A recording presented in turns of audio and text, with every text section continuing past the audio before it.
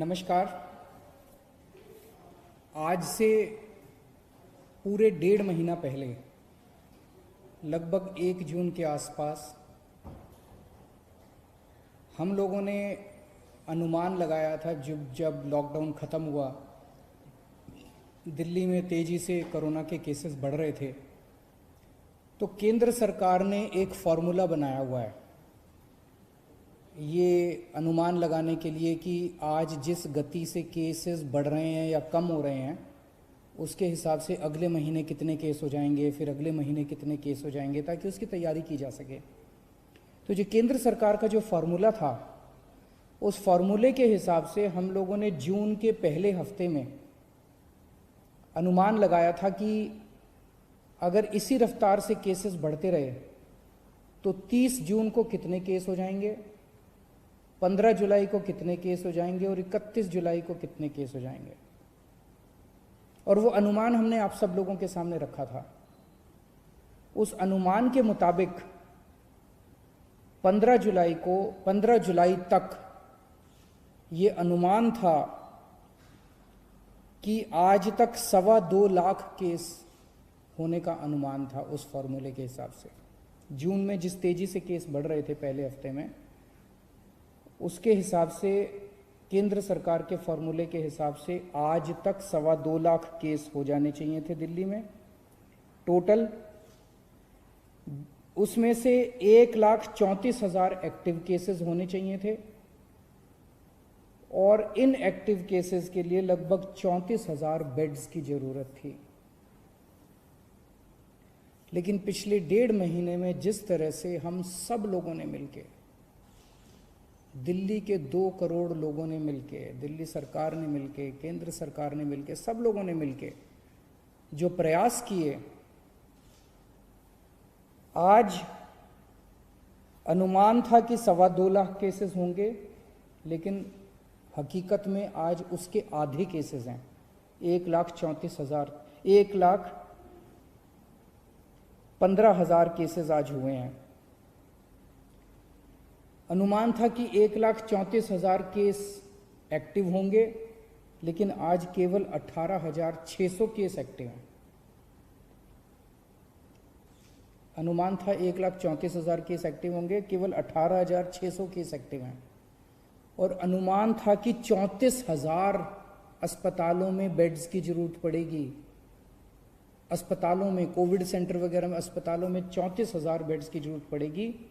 आज केवल 4,000 बेड्स की दिल्ली के अंदर ज़रूरत पड़ रही है। हमने 15,500 बेड्स का इंतजाम कर लिया है, लेकिन आज उनमें केवल 4,000 बेड भरे हुए हैं, बाकी सारे बेड खाली हैं। तो स्थिति काफ़ी नियंत्रण में नज़र आ रही है आज। लेकिन मैं बार बार ये कहता हूँ कि हमें कॉम्प्लेसेंट नहीं होना, हमें इसके बारे में ये नहीं होना कि अब सब ठीक हो गया। कभी भी कोरोना बढ़ सकता है, उसकी तैयारी हमें जारी रखनी है। आज हमारी जो स्थिति है इसके लिए, और जो आज स्थिति को हमने पिछले 1.5 महीने रात दिन मेहनत करके हम लोगों ने ठीक किया है, इसके लिए मैं सब लोगों का शुक्रिया अदा करना चाहता हूँ।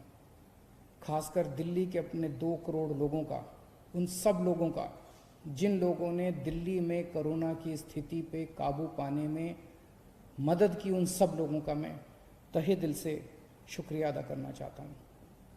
क्योंकि मैं ये मानता हूँ, ये मेरी वजह से नहीं हुआ, ये केजरीवाल की वजह से नहीं हुआ, ये हमारे मंत्रियों की वजह से नहीं हुआ। ये जो हो पाया, ये हमारे लोगों की वजह से, हमारे डॉक्टर्स की वजह से, हमारे नर्सेस की वजह से, हमारे कोरोना वॉरियर्स की वजह से, जो रात दिन अपनी जान की परवाह किए बिना आगे आके काम कर रहे हैं। इस दौरान हमने पिछले 1.5 महीने में 3 सिद्धांतों के ऊपर काम किया है। पहला सिद्धांत, हमने ये महसूस किया और ये निष्कर्ष हमारा निकला कि कोरोना इतनी बड़ी महामारी है, इतनी बड़ी महामारी है कि इसको अकेले नहीं जीता जा सकता। अगर दिल्ली सरकार ये सोचती कि इसको हम अकेले जीत लेंगे तो हम फेल हो जाते हैं। इसलिए हमने सबका साथ मांगा। हम केंद्र सरकार के पास भी गए, हम होटल वालों के पास भी गए, हम प्राइवेट हॉस्पिटल वालों के पास भी गए, हम बैंक्वेट हॉल वालों के पास भी गए, हम एनजीओज के पास भी गए, हम धार्मिक संगठन वालों के पास भी गए, हम सबके पास गए। तो पहला हमारा सिद्धांत था कि इस लड़ाई को अकेले नहीं जीता जा सकता, और इसमें हमने सभी पार्टियों का साथ लिया। आज मैं सभी पार्टियों का, बीजेपी का, कांग्रेस का, सबका शुक्रिया अदा करना चाहता हूं। दूसरा सिद्धांत हमने अपनाया कि जब चीजें गलत चल रही थी तो हर व्यक्ति कमियां निकाल रहा था। हमने उस पर नाराजगी जाहिर नहीं की, हमने उस पर गुस्सा नहीं किया। जो भी कमी निकाल रहा था, चाहे वो मीडिया वाले हों, चाहे कोई भी उस पर रिकॉर्ड करके सोशल मीडिया पे डालता, कोई भी कहीं से कोई भी हमें गलती बताता था, उसको नोट कर लेते थे और उस गलती को सुधारने की कोशिश करते थे। यही कारण है जिस एलएनजेपी अस्पताल के बारे में पहले जून के पहले हफ्ते के अंदर इतना उसके अंदर नुक्स निकाले जा रहे थे, हमने एक नुक्स नोट किया। जिन जिन पत्रकारों ने स्टोरीज की, मैंने खुद कई पत्रकारों को फोन करके, एडिटर्स को फोन करके पूछा कि आप हमें बताइए कि कहां कमियां और कैसे ठीक करें, और उन कमियों को नोट करके उन कमियों को हमने दूर करने की कोशिश की। मुझे बेहद खुशी है कि जिस एलएनजेपी अस्पताल के बारे में इतनी बुराई की जा रही थी, आज उसकी इतनी तारीफ की जा रही है, और ये सारा श्रेय मैं हमारे एलएनजेपी हॉस्पिटल के डॉक्टर्स, नर्सेज और उनके एडमिनिस्ट्रेशन और मेडिकल सुपरिंटेंडेंट और वहाँ के डायरेक्टर को देना चाहता हूँ, जिन्होंने बहुत मेहनत की है। तो दूसरा सिद्धांत हमारा था कि हमने कभी भी जो हमारे क्रिटिक्स थे, जो हमारी बुराई कर रहे थे, उनकी बातों का बुरा नहीं माना, और उनसे हम लोगों ने अपनी कमियां हम नोट करते गए और उसको ठीक किया। और तीसरी चीज़, हम सब लोगों ने मिलकर हार नहीं मानी। ऐसा कोई पल नहीं आया जब हमें लगा यार अब स्थिति हमारे कंट्रोल में नहीं, अब हम कुछ नहीं कर सकते, क्योंकि अगर हम हार मान लेते तो पता नहीं कितनी मौतें हो जाती। हम लगे रहे। हमें यकीन था कि मेहनत अंत पंत में काम आएगी। सब लोग कह रहे हैं कि दिल्ली मॉडल, प्रधानमंत्री जी ने दिल्ली मॉडल की तारीफ की कि दिल्ली मॉडल लागू होना चाहिए बाकी इलाकों में। ये दिल्ली मॉडल आखिर है क्या? इसमें सबसे पहली चीज थी, जैसा मैंने बताया, इस दिल्ली मॉडल की बुनियाद है कलेक्टिविटी, टीम वर्क, सबको साथ लेके चलना। तो हम लोग बैठे और हमने पूरी प्लानिंग की कि कहाँ कहाँ क्या क्या करने की ज़रूरत है, कहाँ कहाँ किस किस चीज़ की ज़रूरत है। और उस प्लानिंग में जहाँ जहाँ हमें लगा कि ये कमी है और ये हमारे पास नहीं है, ये किसके पास है, हम उसके पास गए और उससे मिन्नतें करी और हम मदद लेके आए। जैसे टेस्टिंग कम हो रही थी, हम टेस्टिंग बढ़ाना चाहते थे, लेकिन हमारी कैपेसिटी थी, दिल्ली के अंदर मैक्सिमम 10,000 टेस्ट हो सकते थे। हमने केंद्र सरकार से मदद मांगी, केंद्र सरकार ने हमारी मदद की।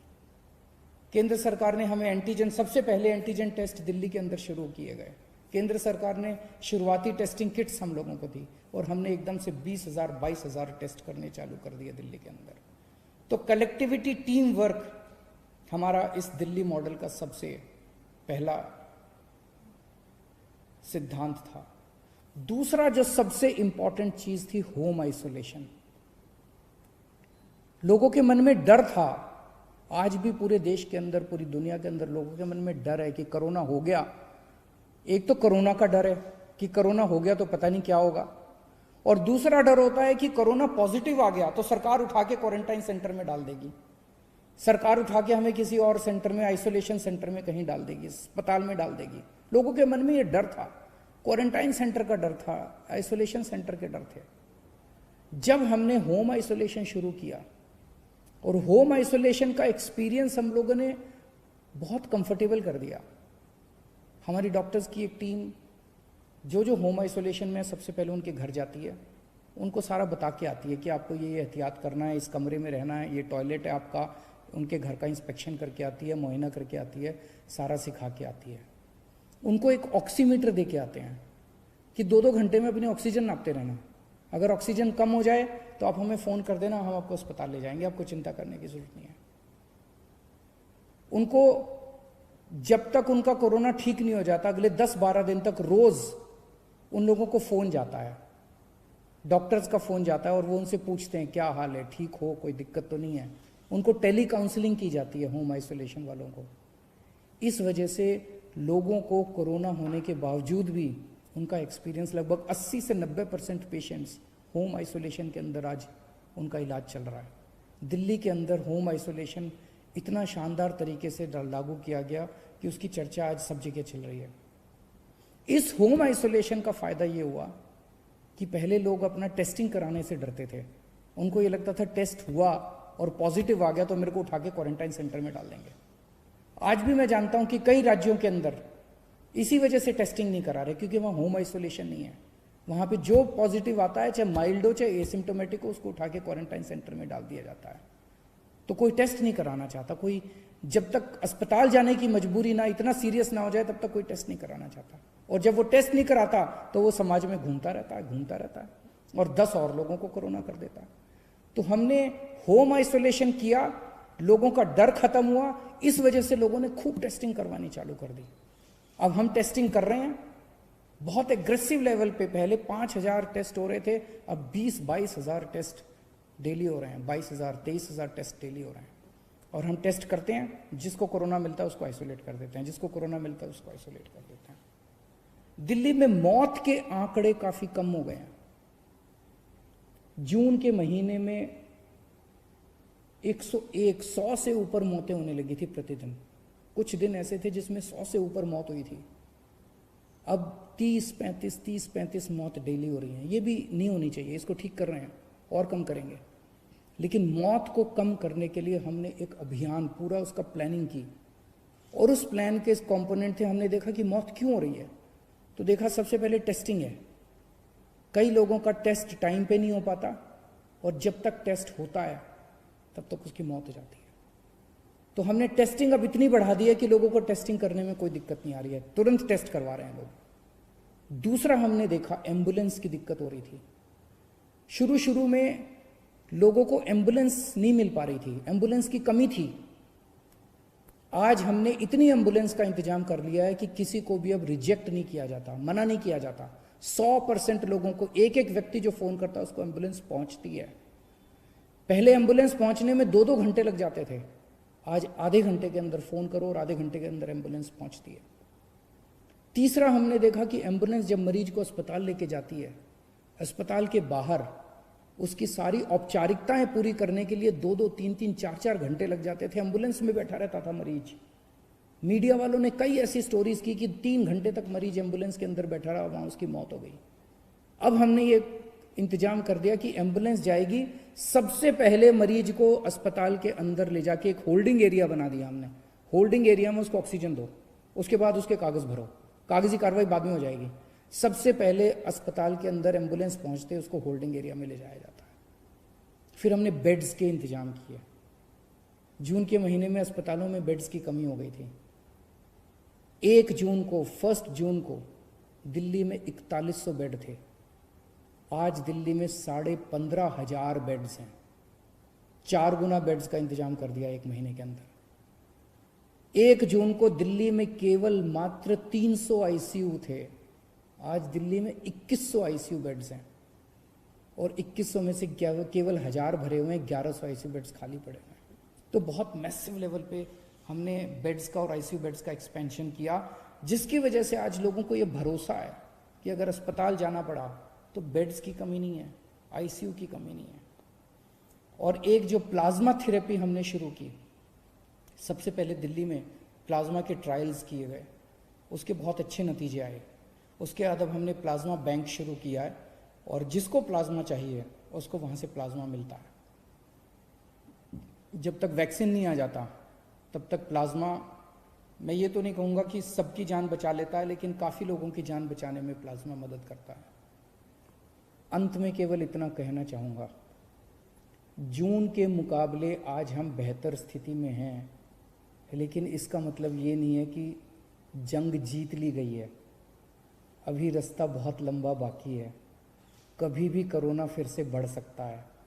हमें बिल्कुल भी कॉम्प्लेसेंट नहीं होना, हमें बिल्कुल भी हाथ पे हाथ रख के नहीं बैठना, अपनी तैयारियां पूरी रखनी है, हमेशा मास्क पहन के घूमना है, सोशल डिस्टेंसिंग फॉलो करनी है, अपने हाथ धोते रहना है, अपनी सेफ्टी अपने हाथ में है।